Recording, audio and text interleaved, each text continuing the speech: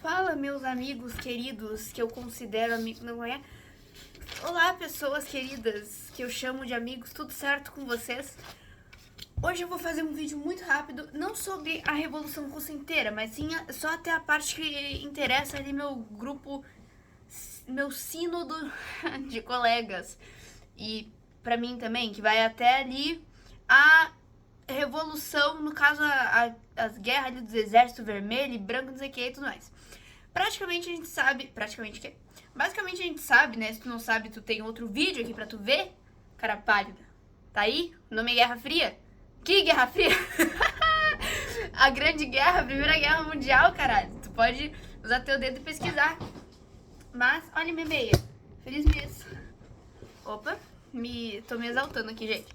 Eu queria acender a vela porque eu acho romântico, mas eu tô com medo de tacar fogo no meu caderno. Enfim, é que Revolução Russa, comunismo, essas coisas me despertam um sentimento, sabe? Vocês sabem que eu tenho medo de fogo, né?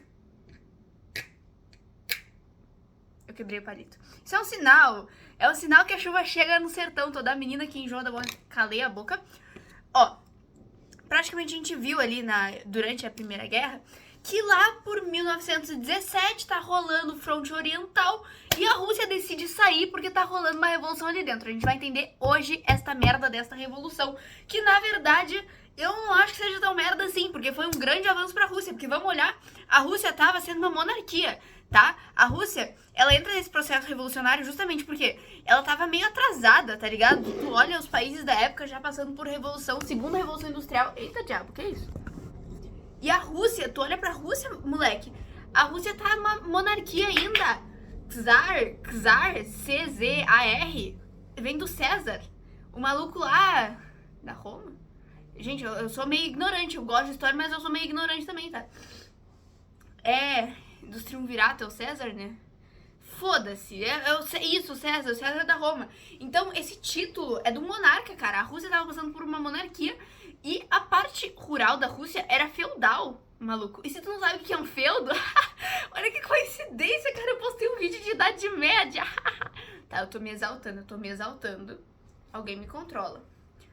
Gente, eu não tô gostando que minha cabeça tá muito redonda, mas enfim. Era basicamente, as terras eram dominadas pela igreja ortodoxa e pela nobreza na época. Então a Rússia ela não estava nem um pouco avançada comparado com o resto dos países na época. E aí começa a galera a se revoltar com o... Como é que é? O Nicolau II, que era o czar da época, da família Romanov. E aí tem aquele tal do Rasputin, que a gente não viu muita coisa na aula, mas o Rasputin ele era meio uau, assim. Ele trata a hemofilia do filho da Alexandra, da czarina Alexandra. E ele era meio místico, assim, e isso tudo mostra como a Rússia ainda tava nessa idade das trevas, né? Nessa idade média, comparado com os outros países que, cara, pensa nisso, início do século XX ali, a Rússia ainda tá em uma monarquia. E é no fim do século XX que o Queen tá fazendo show? Tipo, que correlação histórica é essa, cara? A Rússia, ok, eu sei, é um século inteiro, acontece muita coisa durante um século, mas é no mesmo século, tá ligado? Isso é muito maluco, isso é muito brisado de tu pensar, tá? Vai engolindo essa informação aí, vai respirando fundo e vamos dar ele pra não tomar. Aí... a população, olha eu fazendo L aqui, a população da Rússia, galera, era 90% analfabeta, então já tinha essa monarquia, a Rússia era atrasada, a Rússia tava com a população fodida, e aí começam a ter revoltas no fim do século XIX, porque a galera começa a ficar ali, queremos um partido comunista e socialista, porque surgiu aqueles Karl Marx lá, em 1848, e tá bombando pela Europa, e os russos começam a olhar e falar assim, cara, propriedade privada a gente não quer, não. A gente quer igualdade, irmão. A gente quer aqui, ó, camaradagem. Vamos. E aí eles querem fazer uma ditadura do proletariado pra ter essa inclusão. Então, quem vai ser o líder dessa ditadura vai ser um trabalhador. Eles querem revolucionar realmente, porque tava na época um modelo em que o rei, um cara da nobreza, tava no poder, e eles estavam querendo trocar pra ser um proletário, um trabalhador. Aí, no início do século XX, esse partido socialista que se forma vai se separar em dois. Os bolcheviques e os mencheviques. Os mencheviques, eles acabam que não vão fazer muita coisa. Eles queriam, sim, uma mudança, dessa exploração do proletariado para uma igualdade, só que eles queriam que fosse um processo muito romântico, um processo que fosse levar tempo, um processo que aos poucos fosse mudando, porque talvez até tivesse menos impactos negativos essa transição lenta. Só que a população da Rússia tá morrendo de fome, velho. A população russa não tem comida, eles estão desesperados, eles querem uma mudança logo. Então os bolcheviques, eles vão ser os mais importantes dessa guerra. Bolchevique significa a maioria, e eles basicamente querem uma revolução mesmo. Os bolcheviques é aquilo lá de, se a gente quer mudar, a gente vai mudar com a nossa mão, nem que saia sangue, mas a gente vai mudar. Esses são os bolcheviques. Basicamente, líderes, os mencheviques tinham Martov, e os bolcheviques tinham Lenin, Trotsky e Stalin também fazem parte aí. Mas o que mais faz coisa é o Lenin, porque depois a gente vai ver que ele vai virar meio que um comandante da Rússia, digamos assim, quando os bolcheviques entram no poder. Mas vamos voltar para a cronologia. Aí em 1904, o Japão, ele tá saindo desse imperialismo, ele tá entrando pros imperialismos, né? O Japão, ele tá se industrializando e ele começa a lutar por espaço no cenário mundial contra essas potências que já eram potências da época. E uma dessas guerras é a Guerra Russo-Japonesa, em que o Japão vai enfrentar a Rússia por um território em comum que eles queriam, né? Que o Japão queria um território que a Rússia já tava tentando pegar. E a Rússia perde. Tu tem noção que a Rússia perde pra um país que tá recém-industrializado? Tudo bem que a Rússia é fodida e a Rússia também não tá muito industrializada. Só que a Rússia, uma monarquia e tudo mais. Aí a galera olha e fala assim, cara, Czar Nicolau II, vai chupar meu pau, tá ligado? Nicolau, chupa meu pau. Porque olha o que você tá fazendo. Te liga nos bagulho. Nossa, eu tô com muito medo dessas coisas que eu tô falando, cara. Eu não tenho noção, né? Desculpa. Se tinha uma criança, tampa os ouvidos.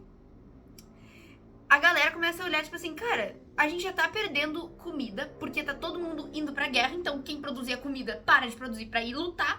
E aí agora que a gente tá sem comida, a gente perde a porra da guerra, vai tomar no cu. E aí a população tá descontente. Em 1905 acontece o Domingo Sangrento, que a população ela começa a fazer vários movimentos de descontentamento e protestos e tudo mais. Só que um desses eles vão lá na frente do palácio, lá do não sei das quantas. E aí o czar olha aquilo e fala assim, cara, vocês estão querendo se revoltar? Sinto informar, mas vai tomar tiro. E aí as tropas abrem fogo e faz um massacre com aquela galera que tava lá protestando. Tipo, é um massacre mesmo. Aí, a partir deste Domingo Sangrento, começa a ter várias greves no campo, por conta da questão que as pessoas não tinham terra suficiente, não estavam mais tendo alimento. As poucas indústrias da Rússia também, por causa das más condições de trabalho. As revoltas militares também acontecem, porque a marinha e o exército tinham recém ido pra essa guerra russo-japonesa, e eles voltam, primeiro, eles voltam humilhados, os poucos que sobreviveram, porque tipo assim, perdeu uma guerra. Segundo, eles não têm condições boas, não só porque tá faltando alimento pro país inteiro, mas as condições eram desumanas no geral, então começam a ter muitas revoltas. Aí a resposta do czar é tipo assim, cara, realmente não vai rolar se eu continuar desse jeito, então vou prometer umas coisas. Só que como qualquer bom político, a promessa não é cumprida, né? Ele promete uma constituição e um parlamento que vai se chamar Duma, mas isso não é tão importante. Ele promete, gente, vai ter um parlamento, vai ter uma constituição. É criado esse parlamento? É criado, surpreendentemente é criado. Só que ele não tem poder nenhum, o poder continua centralizado nas mãos do monarca, ou seja, absolutismo. E aí, então, quando essas promessas não são cumpridas, vai gerar mais descontentamento. Só uma coisa, esse Domingo Sangrento e todas essas revoltas que vão surgindo é chamado por Lenin de ensaio da revolução, que é justamente cada vez mais a população se preparando pra fazer um movimento grande, né? O Lenin dos bolcheviques, vamos lembrar. Pensa assim, bolcheviques Lenin, tá ligado? E também pra tu lembrar que os bolcheviques são mais revolucionários, pensa assim, bomba, bolcheviques. Não que os bolcheviques fossem pegar uma bomba e explodir alguma coisa, mas tu pensa numa revolução, tu pensa numa coisa meio explosiva, né? Então pensa nisso. Aí em 1914 começa a Primeira Guerra, isso tu já sabe. Se tu não sabe, tem o vídeo aqui que tu tem capacidade de ver, porque eu sou uma ótima professora e sou muito humilde também. A Rússia, ela não tem tanto armamento bom contra os outros países. Lembra que a Primeira Guerra tem aquela anacronismo, assim, de ter uns países com metralhadora e os outros indo de camelo e cavalo, tá ligado? A Rússia não tinha indústria pra ter arma boa. A Rússia tá do lado da Entente, não sei se vocês lembram disso, a Rússia tá do lado da Entente, então ela vai lutar contra a Alemanha. Só que, nessa luta contra a Alemanha tem mais armas do que a Rússia, até porque a Alemanha é mais industrializada do que a Rússia. Aí, a Rússia começa a ter muitas derrotas militares, muitas mortes, e aí a economia entra nesse esforço de guerra, que caso tu não lembre o que é um esforço de guerra, cara, é quando todo o foco da economia entra em tipo assim, todo mundo entra para esforço da guerra, toda a economia se volta pra guerra, então para de ter produção de alimentos. Quando isso acontece, o que acontece? Fome generalizada, fome, a pessoa começa a ficar... A gente tá sem comida, a gente tá sem vida, a gente tá sem um governo eficiente, todo mundo começa a ficar puto. Começa a ter mais manifestação, só que dessa vez contra a guerra em si, porque tá todo mundo falando assim, cara, acaba, sai da guerra, a gente tá perdendo mais tentando ganhar do que se a gente só saísse. É mais fácil admitir que a gente não tem como lutar do que tentar lutar e perder tudo que a gente tá perdendo. E aí, a resposta do Czar, ai, como ele é lindo, ai, Czar Nicolau, ele vai lá e ele massacra, né? Igual ele já fez no Domingo Sangrento, começa a massacrar. A galera revolta, massacre. Isso gera muita insatisfação, porque a pessoa fica assim, cara, eu não posso nem falar que eu tô descontente que esse maluco já vai nos massacrar. E aí, em 1917, então, vão acontecer 2 revoluções dentro da Rússia. A primeira é em fevereiro e a segunda em outubro. E nessa primeira, é a única parte que os mencheviques fazem alguma aparição nessa merda dessa Revolução Russa. Porque depois, esses malucos praticamente se dissolvem, tá ligado? Eles aparecem aqui porque a ideia deles era muito bonitinha, mas não funciona, eles percebem que não funciona. Então, os mencheviques, eles vão apoiar essa primeira revolução, que basicamente é motivada por conta dessa insatisfação da guerra que tá gerando as pessoas. Não faz sentido essa minha frase, mas basicamente as pessoas não estavam gostando da guerra, o Czar não tava tirando as pessoas o país da guerra, então as pessoas vão lá se revoltar. Aí, basicamente, todos os grupos, então, liberais, burgueses, mencheviques, bolcheviques, vão se juntar pra ir contra o Czar. Aí o Czar vai ser derrubado, né, obviamente, porque tem um lado que tá com muito mais peso do que o outro, e quem entra no poder são os liberais e os burgueses. Aí tu olha e tu vai falar assim, será que vai dar certo isso? Então, pra tu que pensa em Rússia e pensa comunismo direto, olha que... Nessa primeira revolução, nessa que acontece em fevereiro, tudo isso é a Revolução Russa, tá? Mas meio que acontecem 2 processinhos, assim, sabe? Nesse primeiro processinho, a Rússia não é comunista ainda, não. Ela é liderada por liberal e burguês. Os liberal, eles não é muito comunista, não. Não sei se tu tá ligado nos bagulhos, tá, meu? Mas os liberal não é muito comunista, não. Os burgueses, eles gostam dos proletários abaixo deles e não no mesmo nível que eles. Então não vai pensando que já começou com o comunismo. Nesse primeiro momento, vai ser assumido um governo provisório pelo Kerensky. Chapei, misturei uns malucos aí, Kerensky. O que eu inventei, meu Deus? Ai, eu vou cortar o cabelo, gente. Esse sábado. Porque tá grande já essa juba aqui. Tá, nada a ver. Mas enfim. Esse Kerensky, ele vai entrar e vai fazer umas reforminhas tímidas ali. A população, ela tá em peso, gritando pra esse maluco, agonizando, falando assim, cara, maluco, a gente quer paz, a gente quer terra, a gente quer pão. Esse é o lema dos bolcheviques, paz, terra, pão. Paz, porque eles não aguentam mais essa guerra, pão, porque essa galera tá passando fome, e terra, porque eles querem uma reforma agrária, maluco. E aí o Kerensky vai olhar pra eles e vai falar, ai, que lindo, galera. Vamos continuar na guerra. É bem sério mesmo, a galera tá gritando e esse maluco fala assim, gente, vamos continuar na guerra. Por quê? Não é porque ele é tão brisado assim na cabeça. Porque a Inglaterra e a França estão botando pressão na Rússia. Porque não sei se tu tá ligado que tá acontecendo 2 frontes de batalha em 1917. O fronte ocidental e o fronte oriental. O ocidental é da Alemanha entrando na França e a França tá sendo apoiada pelo Reino Unido, consequentemente. E o fronte oriental é na Rússia. Se a Rússia sai da guerra, a Alemanha tira as tropas e a tecnologia do fronte oriental e passa tudo pro fronte ocidental. Se tá tudo focado no fronte ocidental, a França e o Reino Unido perdem. Porque é muita força da Alemanha. Então o Kerensky não vai tirar por conta dessa pressão que ele tá sofrendo, né? Aí as únicas reforminhas que o Kerensky faz são tipo, ai, gente, vamos tirar a pena de morte. Por mais que depois esse maluco volta com a pena de morte, mas ele tem que se passar por um bom político. Assim como qualquer político aí nas campanhas vai fazer uns bagulho.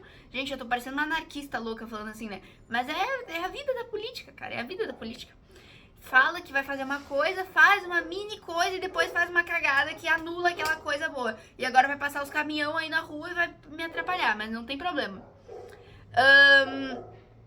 Aí Aí os bolcheviques começam a olhar e falar assim, gente, esse governo provisório é uma merda. Porque o que muda se o cara é um monarca ou se ele tá num governo provisório, sendo que ele vai fazer as mesmas merdas, vai continuar a gente na guerra, vai continuar a gente com fome, a gente não vai ter reforma agrária.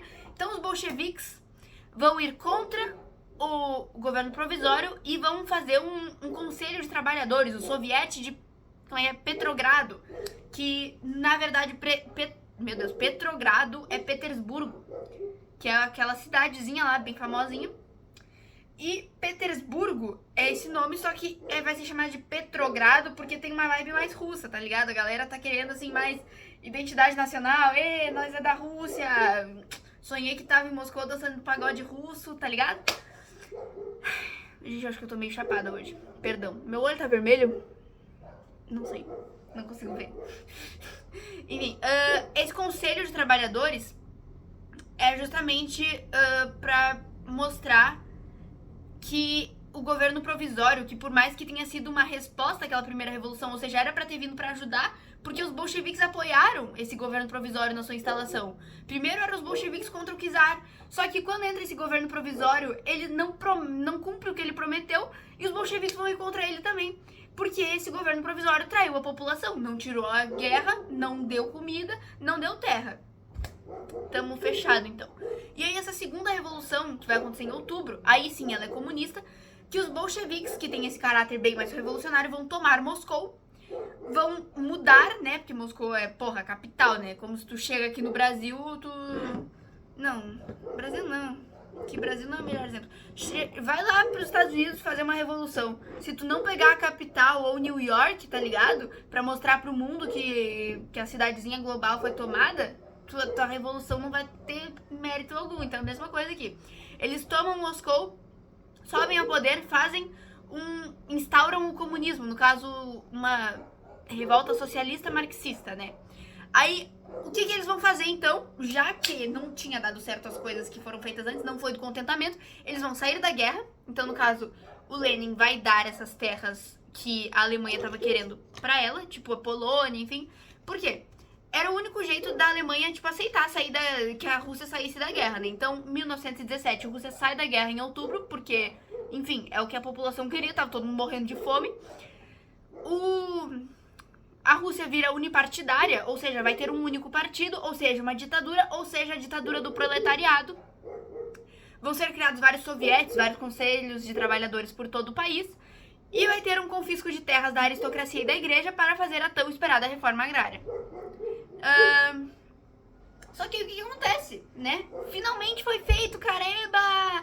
Fizemos a revolução! Uhul, comunismo! Ui! My brother, my comrade! Camarada!